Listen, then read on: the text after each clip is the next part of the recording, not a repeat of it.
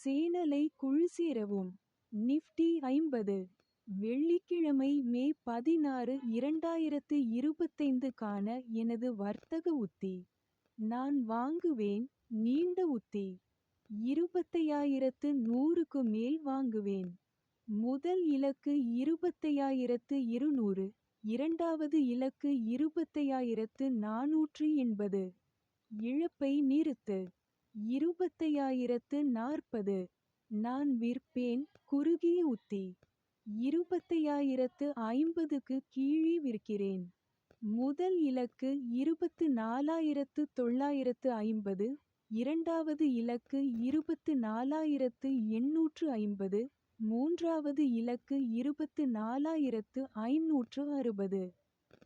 இழப்பை நிறுத்து. 25100. மறுப்பு. மேலே உள்ள தகவல் வாங்க அல்லது விற்க பரிந்துரை அல்ல.